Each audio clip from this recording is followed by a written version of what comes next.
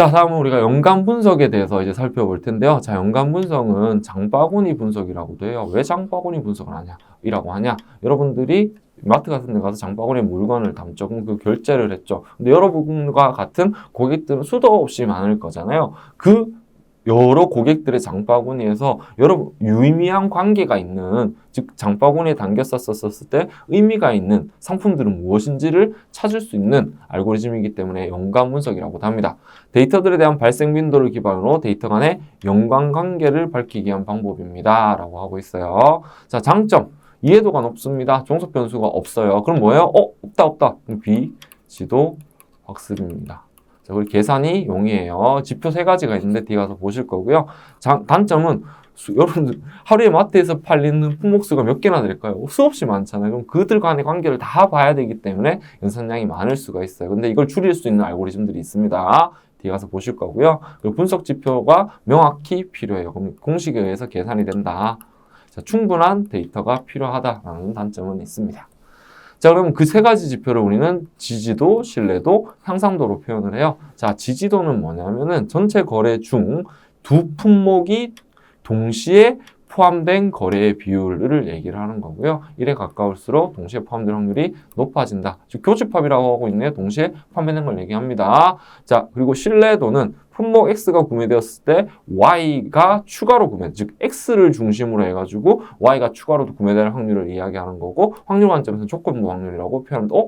조건부 확률의 식과 같음을 알 수가 있어요. 자, 거기에 향상도는 뭐냐? 자, 품목 X를 구매할 때 품목 Y도 구매하는지 서로 관련 연관성을 파악하기 위한 비율을 이야기를 하고, 이 향상도가 1이면 관계없어요. 1이면 얘도 사고 양의 상관관계, 연관성이 높다. 자, 1보다 작으면 음의 상관관계, 연관성이 낮다로 표현할 수가 있게 됩니다. 자, 이 사례를 바로 가서 한번 살펴볼게요. 자, 우리가 마트에 오늘 아침 7시부터 8시까지 물건을 5번 팔았어요. 근데 1번부터 4번까지의 고객이, 1번 고객은 기저귀 맥주 빵, 2번 고객은 기저귀 맥주, 3번 고객은 기저귀 빵 음료수, 4번 고객은 빵 음료수 커피를 샀다라고 가정을 해볼게요. 자, 그럼 먼저 지지도와 신뢰도와 향상도를 구해볼 겁니다. 자, 지지도는 교집합이라고 했었었죠. 그럼 우리가 기저귀와 맥주의 관계를 파악을 하고 싶어요. 그럼 기저귀가 뭐가 된다? X. 자, 그리고 맥주는 뭐가 된다? Y가 된다라고 가정을 해볼게요. 자, 그럼 4건의 거래 중에서 기저귀와 맥주가 동시에 판매된 걸 지지도라고 할 수가 있죠. 뭐 어떤 거래가 그렇게 기저귀와 맥주가 동시에 팔렸나요?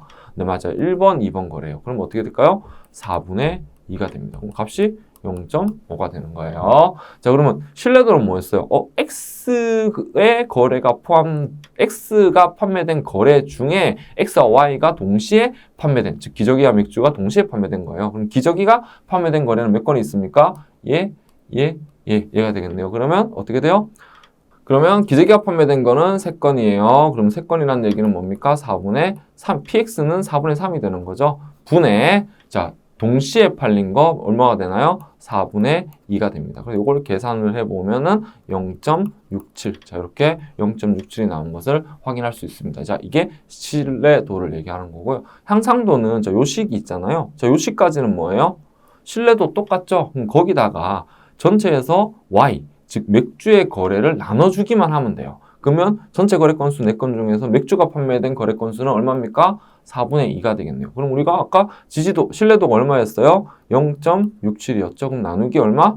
4분의 2가 됩니다. 자, 이렇게만 해주면은 1.33이라는 값이 나오게 돼요. 그걸 이렇게 푸는 거예요. 자, 이렇게 푸는 거다라고 생각해 주시면 될 것 같고, 1.33이에요. 그럼 어때요? 양의 상관관계를 가지고 있다. 즉, 기저귀와 맥주는 관계가 높기 때문에 가까운데 물건을 진열하면 된다. 이렇게 이해해 주시면 될 것 같습니다. 자, 근데 제가 아까 많은 수많은 고객들이 거래를 하게 되는 그 마트에서 물건을 많이 사겠죠. 주요 품목, 관심 있는 품목을 어떻게 뽑아낼 수 있다는 방법이 있다라고 했잖아요. 자, 그걸 우리는 에이프리오리 알고리즘 선언적 규칙이라고 합니다. 전체 항목에서 최소 n번의 트랜잭션이 일어난 항목 집합들을 발견하는 알고리즘을 우리는 선언적 규칙, 에이프리오리 알고리즘이라고 하고요. 자, 에이프리오리 알고리즘에서 기억해야 될 내용들이 있어요. 자, 용어는 각 거래에 포함되는 항목 집합, 그리고 최소 지지도, 최소 거래 건수, 그리고 그걸 이용해서 우리는 빈발 항목 집합이라는 걸 구하게 됩니다. 자, 규칙은 한 항목 집합이 빈발 항목이면 그의 부분 집합들은 다 빈발 항목이다. 자, 빈발하게 거래가 된다. 한 항목 집합이 비빈발 항목이면 모든 부분 집합은 비빈발 항목이다. 자, 이런 거예요. 자, 거래를 분석을 해봤더니 이렇게 되어 있어. A 거래, B, C, D 품목이 A 품목을 사면 B도 샀고, B도 사면 C도 사고, B를 샀으면 D도 샀다라는 이야기를 하고 있는 건데, 근데 얘가 만약에 빈발 항목이면 C와 D도 빈발 항목이라는 뜻이고요. 얘가 B가 비빈발 항목이면 C, D도 비빈발 항목이라는 뜻입니다. 자, 이거를 구현하기 위한 메커니즘들이 두 가지가 있는데, 품목 간의 거래에 대한 조합을 만들기 위해서 조인을 쓰고요. 최소 지지도를 기반으로 해서 이 기준을 만들기 위해서는 가지치기, 제거하는 작업을 합니다.